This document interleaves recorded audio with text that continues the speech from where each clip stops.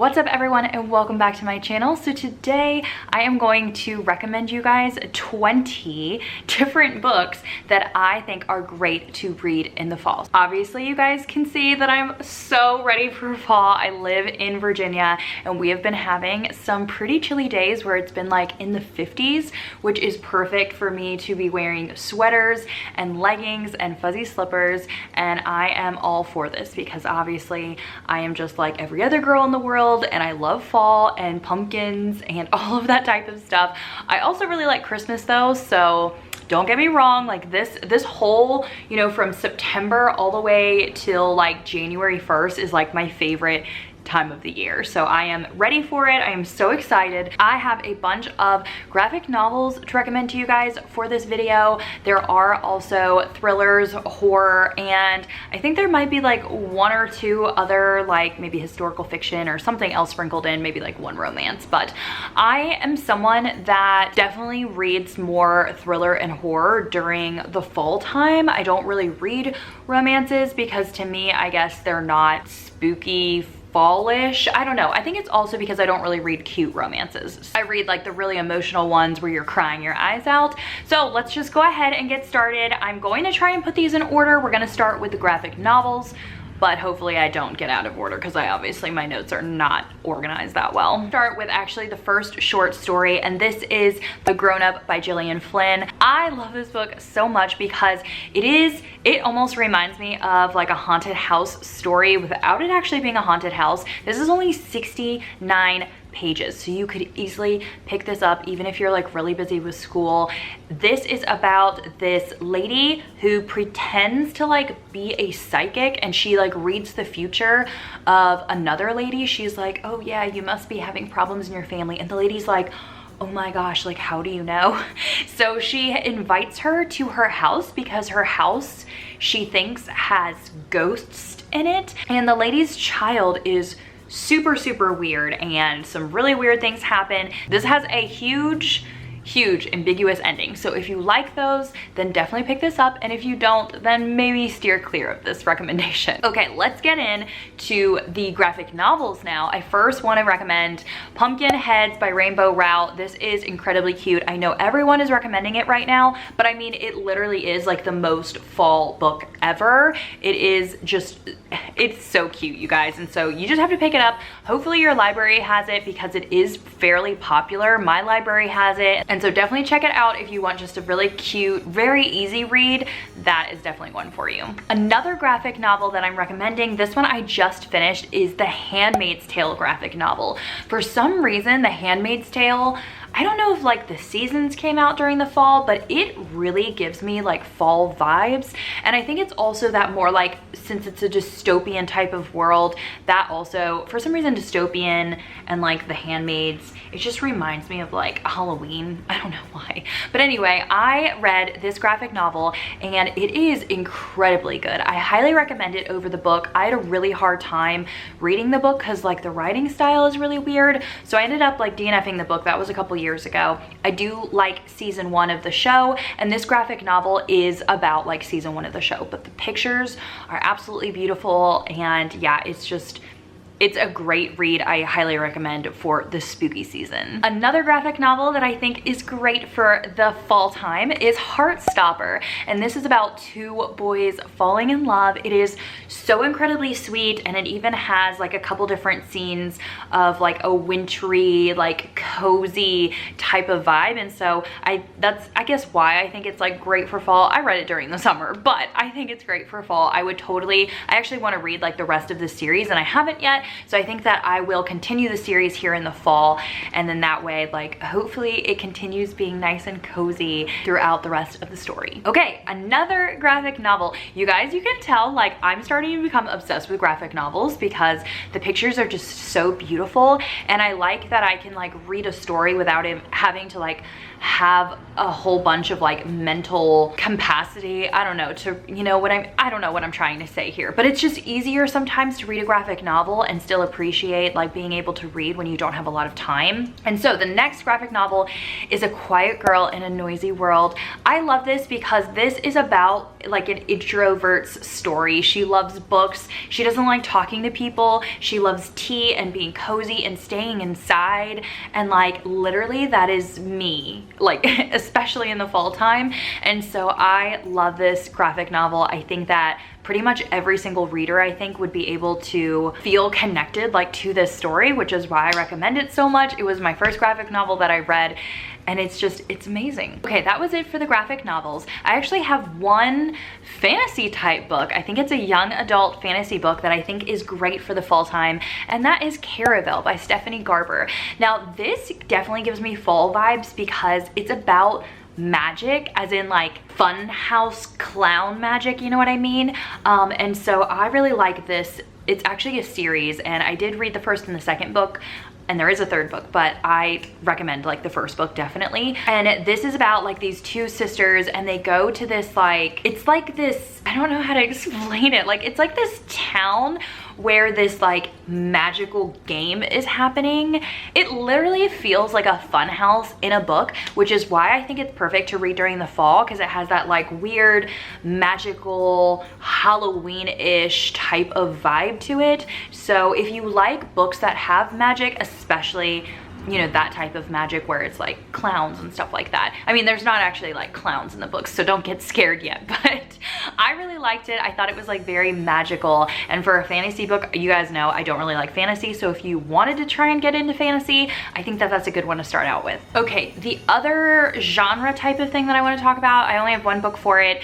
I loved Cruel Beautiful World, as you guys know, and this one is kind of like a historical fiction, but kind of also slightly a thriller. I don't know. It's a really weird genre in my opinion, but this one for some reason gives me fall vibes. It is like a forbidden romance. It's about this girl who runs away with her teacher, but then they also talk about like Marilyn Manson, so it has like that kind of creepy vibe to it. It also has a little bit of cult vibes in it, but it's very, very good. And so I think that it would be the perfect like fall read if you're trying to read a book that's not just like spooky thriller scary, but you also aren't really like a normal like, oh, I want to read a romance type of person. I think it's really good. It's like a mesh between everything, so I think it'd be perfect for the fall time. Okay, I have one romance to recommend for the fall, and then all of the rest of the books I'm going to talk about are going to be thriller and horror books. So the romance that I recommend for you guys to read in the fall is November 9 by Colleen Hoover. You guys know I love Colleen Hoover so much, but November 9, just one of my all-time favorite books by her. Number one, you should read it in the fall because obviously it's talking about like November 9th. So that is kind of like in the fall, but also it just is like a beautiful romance story, and it's about like this couple. They meet on November 9th and they come back every single year to meet on that day, and they don't have any like communication or anything between that whole year. So you get to read, I think it's over 4 years, and you get to read it. This book broke my heart literally, and I just love it so much. Like I would totally reread it in the future. Who knows, maybe I'll reread it this fall, but I think it's a great book for the fall time. Okay, now we're just going to talk about thrillers. Let me stretch my legs for a second.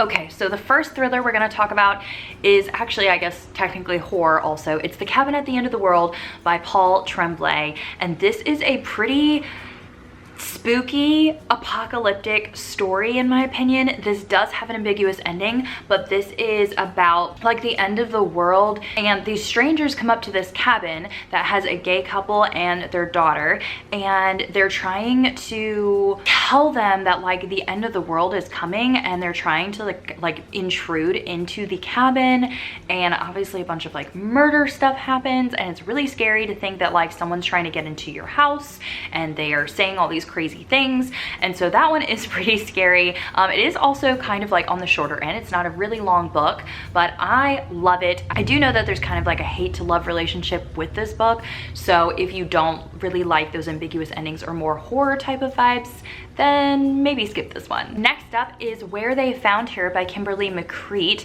This is more of a crime thriller, which you guys probably know that I don't go for a lot of crime thrillers. I'm very particular with them. This one I read a couple years ago though, and the cover totally reminds me of fall, like all the leaves on it. And I believe that I think it happened also in the fall time, or it had that like kind of more colder type of vibe to the storyline. But this is about this journalist who is writing this story and investigating this dead baby that they found on the side of a river. And I remember that the ending of this one was actually like pretty shocking and also really emotional, and so I really liked it. I do like stories though about like missing children and babies and stuff, so maybe I just have like a soft spot for my heart. But I also saw recently a couple people commented in my comments saying that they were reading it from like an old video where I recommended it and they were really liking it, so I think maybe that it just needs a little bit more raving, I guess. I feel like not very many people have read this book. Next up, sorry, my pug is literally right underneath me. Do you hear him snorting? Ugh. Say hi. You're a big baby. Okay, the next one is The Night Swim, and this is actually a recent read for me. I just finished it about like a week or two ago. This one gives me fall vibes also because it is like a dark crime thriller. For some reason, like dark, disturbing crime thrillers really remind me of fall, and I don't know if it's because it is so dark and that reminds me of Halloween, but this is about like rape culture and what females have to go through, how it's so unfair and not justified. And it talks about like even the jury and just like everything about the judicial system and how messed up it is. And I learned so much. There was so much that I didn't know about rape victims and rape culture, and I found it very, very interesting, but it's also super triggering for people. So definitely make sure that you look up the trigger warnings for it because it does get graphic in places. It also is in like a podcast format. So Rachel, who is the lady that's investigating, she has a very famous podcast. And so you have like these podcast episodes throughout the book. And so I really enjoyed it. I think it's great for people to pick up in the fall if you guys are interested in it. Another crime thriller is Pretty Girls by Karen Slaughter. I'm sure that everyone always recommends this and talks about this because this is a very, very good crime thriller. It is super dark. It is one of the most dark, disturbing books I have ever read in my life. And yeah, I just think that you guys need to make sure that you're ready for it going into it because it can be super, super heavy at times, and I wouldn't want to just recommend it to anybody, but it's one of my all-time favorite books. It is very good if you have the stomach for it because it can get very disgusting in places. One more book that is also kind of disgusting but also terrifying is Still House Lake by Rachel Caine. And recently I actually heard that Rachel Caine has cancer, so that is very sad because her books are really great ones. I love the Still House Lake, like the first and the second book, and this is about a wife who finds out that her husband is a serial killer, and she spends the majority of the book like running away from him, but also running away from people that thought that she was also affiliated with these murders. And so like a lot of people are upset with her, you know, people over the internet like trying to figure out where she is, trying to kill her, and it is very scary. It's one of those like you feel like you're being chased and your heart is pumping. And so I really like that. I mean, I don't like that feeling, but I do like that feeling, but it's very good. I really recommend this one. Okay, then we have The Good Girl by Mary Kubica. And this one I thought was very interesting. I think it's great for the fall because it takes place a lot in a cabin. And so this is about this girl who kind of gets kidnapped and she gets taken to this cabin where she's held captive, but she actually starts falling in love with her captor. Captor? Is that the word? The guy that kidnapped her. So that was very interesting to me because I had never read about like, what is that called? Like, I guess kind of like grooming or whatever, where you're falling in love with like the person that's actually doing the bad things to you. So that was very interesting because of it being like in a cabin and stuff. I feel like it's really good for the fall because you're like reading about how they're kind of surviving in that cabin together with like not a lot of supplies, which was very interesting. And then we're gonna talk about some like slasher type of books. So I have Final Girls by Riley Sager. A lot of people obviously are a fan of Riley Sager. This is his debut novel and it's my favorite one of all the 4 that he's written. This one is a like very murderous horror movie type of storyline. And so the Final Girls talks about how there was this huge massacre and the final girl is the one that actually is still alive. She didn't die from that, and it talks about her story and how like she lives with that type of thing. And then of course there's also like more murder and mystery and stuff in it. And then we have My Lovely Wife, and this is by Samantha Downing. This one is about, it's almost like Mr. and Mrs. Smith. It's like a husband and wife team, but the wife is like the serial killer. The husband helps her, but she's the one that does a lot of like the actual killing. And this one is like very different from normal thrillers that you would read, because I've never read about like a female murderer, I guess. I don't know what you would call that. I mean, other than serial killer, but yeah, so you get to actually read about her killing people and how her husband kind of like just goes along with it. I don't know. It is kind of weird. Okay, the last couple books that I have are more ghosts or horror type of fall recommendations. So number 1 is Bird Box. You guys know I love Bird Box and I love Mallory, which is the sequel. This is an apocalyptic horror book. You might have seen the movie on Netflix. It's also very good, but this is about how you are like, there's this thing of some sort. You don't even know what it is, but you can't go outside and look because it will drive you crazy and you will commit suicide, or you will try and kind of like kill other people or have them look. And so this is very interesting because you have to be blindfolded and live your life that way. So yeah, this is one of the scariest books that I've read, and I was reading it actually last October.